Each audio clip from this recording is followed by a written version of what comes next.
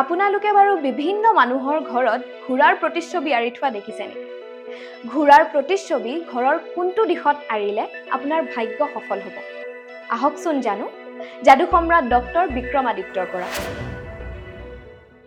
7টা ঘোঁৰাৰ ছবি আপোনালোকে বিভিন্ন সময়ত বিভিন্ন ঠাইত নিশ্চয় দেখিছে আৰু এই 7টা ঘোঁৰাৰ ছবি বিভিন্ন ভেৰিয়েশ্যনত আহে, যেনে পানীৰ ওপৰত দৌৰি থকা, ঘাঁহনিৰ ওপৰত দৌৰি থকা, সূৰ্য অস্তৰ সময়ৰ ফটো, সূৰ্য উদয়ৰ সময়ৰ ফটো, ৰঙা বেকগ্ৰাউণ্ড, সেউজীয়া বেকগ্ৰাউণ্ড, বিভিন্ন ধৰণৰ ভেৰিয়েশ্যনত আহে আৰু আমাক নিশ্চয় কনফিউজ কৰে যে কোনখন আমাৰ বাবে উত্তম।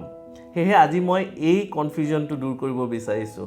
যদিহে আপোনালোকে ঘাঁহনিত দৌৰি থকা ঘোঁৰা 7টা ঘোঁৰাৰ ছবি লগাব বিচাৰিছে, তেতিয়াহ'লে সাউথ ইষ্ট কৰ্নাৰত লগোৱা বা সাউথ ইষ্ট যিটো ডাইৰেকশ্যন, সেই ডাইৰেকশ্যনত লগোৱাটো অতি উত্তম হ'ব।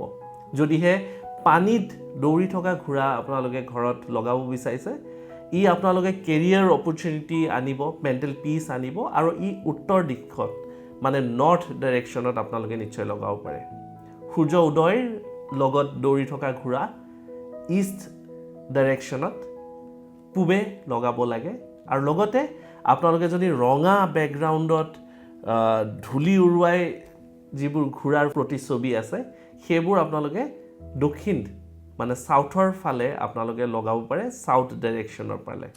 আৰু আশা কৰিছোঁ এইসমূহ ডাইৰেকশ্যনত আপোনালোকে যেতিয়া ঘোঁৰাৰ ছবি লগাব, আপোনালোকে নিশ্চয় এটা ভাল সুফল পাব।